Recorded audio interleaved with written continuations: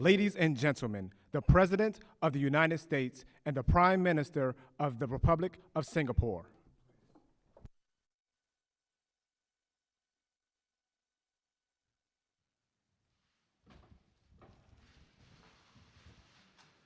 Welcome back to the White House. I'm honored to welcome Prime Minister Lee to the White House today. And I'm proud, and I mean this sincerely, I'm really proud of the partnership that between Singapore and the United States. It's as close and as strong as it's ever been. And together we're working to uphold a rules-based order, international order, supporting the founding principles of the United Nations and advance a future for the Indo-Pacific that is both free and open. As we look toward the future, Prime Minister Lee and I share a commitment to ASEAN and its centrality in all of what we do. And I'm looking forward to hosting the ASEAN leaders here in Washington, D.C. for a special summit this spring. We also discussed a wide range of concerns for peace and stability in the Indo-Pacific. That includes ensuring that all nations in the region, including China, uphold the principles that enable a free and open region. Singapore and the United States are both committed to freedom of navigation, as well as unimpeded flow of maritime commerce in the South China Sea. We shared our concerns about the Democratic People's Republic of Korea and their destabilizing ballistic missile launches, and which are clearly in violation of multiple UN Council resolutions, Security Council resolutions. And we both urged North Korea to refrain from further provocations and return to the negotiation table for serious and sustained diplomacy. We're deeply concerned, both of us, by the continuing suffering and violence in Burma following last year's military coup. The coup had caused humanitarian crisis and reversed a decade of democratic and economic progress for the people of Burma. Singapore and the United States agree that the military regime must urgently implement the ASEAN 5-point consensus and return Burma to its path to democratic transition. And we also discussed the war in Ukraine. Last week in Europe, the world saw the strong unified response and resolve among the NATO alliance, the G7, and the European Union to answer Putin's brutal and unjustified assault on Ukraine. Today, with the Prime Minister's visit and Singapore's strong leadership on this issue, it's clear that Putin's war is unacceptable to nations in every region of the world, not just Europe, but in every region of the world. It's an attack on the core international principles that underpin peace and security and prosperity everywhere, including in the Indo-Pacific. Today, Singapore and the United States are united and sending the message to all nations, regardless of their size or population. They are equal in their rights on the global stage. They have a right to sovereignty and territorial integrity and to determine their own future, free from violence and intimidation. Mr. Prime Minister, our nations cooperate closely on security and counterterrorism. We have for some time. And we have deep commercial and economic ties. We've also developed deep personal ties as well, I must acknowledge. And we're going to continue to deepen our partnership and seize the opportunities to meet the challenges of the moment and to meet them together. Fighting COVID-19, making sure we're prepared for the next pandemic, increasing our climate ambitions and working to decarbonize the shipping sector, cooperating in everything from cybersecurity to space exploration, promoting a broad-based economic growth throughout the Indo-Pacific, including by working together to develop an Indo-Pacific economic framework that will drive enduring prosperity across the region. So, we have a large agenda, Mr. Prime Minister, an important agenda, a shared vision that we are jointly pursuing. A free and open Indo-Pacific, an Indo-Pacific that is connected, prosperous, and more secure and more resilient. And the U.S.-Singapore partnership is essential, I believe, to realize that future. So thank you again, Prime Minister Lee. I always appreciate consulting with you, and as I told you, both you and Singapore punch way above your weight, way above your weight. And I value the time we spend together and look forward to many more meetings. The floor is yours. Thank you, President Biden. Thank you for those warm remarks. President Biden, ladies and gentlemen, I'd like to thank the President for the very warm welcome that I and my delegation have received. We last met in Rome on the sidelines of the G20 summit, but much has changed since those few months ago. Current international uncertainties and crises underscore the need for countries to work together with close friends and partners. And Singapore deeply appreciates America's commitment to engage Southeast Asia, and especially Singapore, despite the ongoing crisis in Ukraine. We had a very good discussion with President Biden this morning. We reaffirmed the long-standing and multifaceted partnership between Singapore and the US and our shared commitment to a stable, rules-based global order. The US has played an important and constructive role in the Asia-Pacific for nearly 80 years, and Singapore has consistently supported a strong US presence in the region through our words and actions. We have substantial bilateral cooperation on economic, defense, and security issues, and also strong people-to-people ties. Singapore is the second largest Asian investor in the US, and the US is the largest investor in Singapore. Singapore's investments in the US and US exports to Singapore support over 250,000 American jobs. On the defense front, Singapore is a major security cooperation partner of the US, in fact, the only country with this status.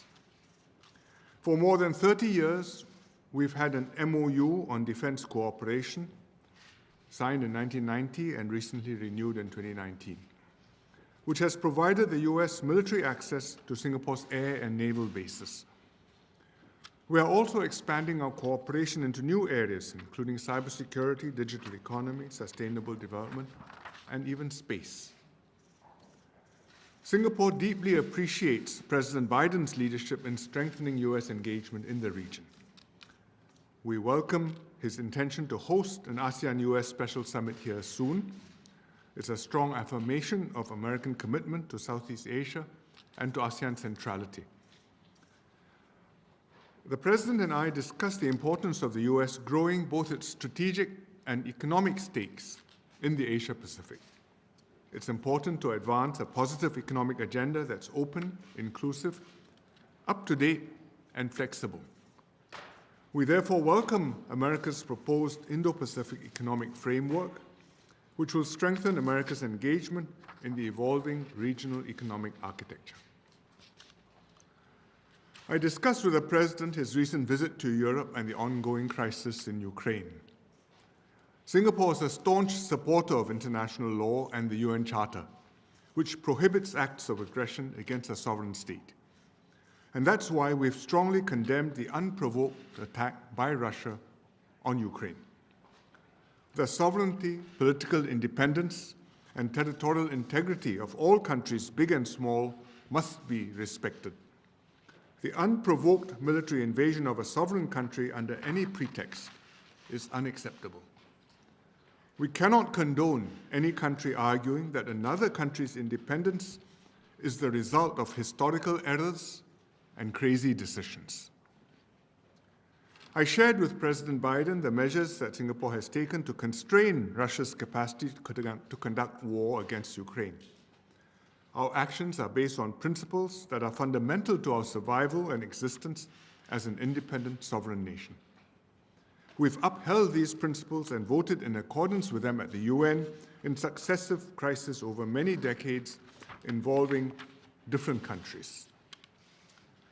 The war in the Ukraine has implications for the Asia-Pacific. There are potential flashpoints and contentious issues in our region too, which, if not managed well, could escalate to open conflict. Countries with interests in the region need to pursue all efforts to settle disagreements through peaceful means so that we can avoid reaching a point of no return. It's important, therefore, to keep open channels of dialogue between countries including at the highest level. This will help to manage developments in order to avoid conflict and prevent misreading each other's intentions. We also need to create inclusive constructs to bridge differences and encourage cooperation and interdependence in the Asia-Pacific. For example, the APEC leaders meeting and the proposed Indo-Pacific Economic Framework. The US has enduring strategic interests in the Asia-Pacific and many friends in the region who want you to stay actively and consistently engaged. And I'm confident that within this regional context, Singapore's own relationship with the US will continue to grow from strength to strength. Thank you very much. Thank you. Now, we each agreed we'd take one question, and I'll recognize someone first. Darlene Superville, Associated Press. Thank you, Mr. President. What is your view of Russia's announcement today that it will, quote, fundamentally scale back its military operations near Kyiv and another northern city in Ukraine? Do you see this as possibly the war beginning to come to an end, or do you see this as Russia trying to buy time and to recalibrate for a new military effort? We'll see. I don't read anything into it until I see what their actions are. We'll see if they follow through on what they're suggesting. There are negotiations that have begun today, or not begun, continued today, one in Turkey and others. I had a meeting with the heads of state of our 4 allies in NATO, France, Germany, the United States, and Great Britain. And there seems to be a consensus that let's just see what they have to offer. We'll find out what they do. But in the meantime, we're going to continue to keep strong the sanctions. We're going to continue to provide the Ukrainian military with their capacity to defend themselves. And we're going to continue to keep a close eye on what's going on. Thank you. I call on Dawn Tan, Channel News Asia. Good afternoon, Mr. President. Good afternoon. Use the mic. Good afternoon, Mr. President, and good afternoon, Prime Minister. Prime Minister, you've advocated the benefits for the United States to develop a bipartisan consensus on Asia, that Asia depends upon a predictable US policy towards the region. How assured are you, though, that the momentum that you've seen with ASEAN-US engagement has the ability to move the needle on shared objectives in the Asia-Pacific towards the fundamentals that we all need to live by: peace, prosperity, and economic development? And basically, how well is President Biden doing in this regard? I think if you put it at a very broad level, there is consensus in the United States on the direction of their policy in the Asia-Pacific, that they want to engage China, that they are trying to develop a stable, predictable relationship with China, and at the same time engaging other countries in the region, not just on strategic and security issues, but also on economic cooperation and trade and other investment and environmental and sustainability links. So at a very broad level, I think the consensus is there. At the level of specific policies, each administration launches new initiatives. I'm quite convinced, having seen several administrations, that this one is completely focused on achieving something lasting in Asia, and we in Singapore will do our best to help to make sure that their proposals work and will take root and will continue to grow for many years to come. Thank you. Thank you, President Biden. Appreciate it. Thank you. Thank you. Thank you, gentlemen.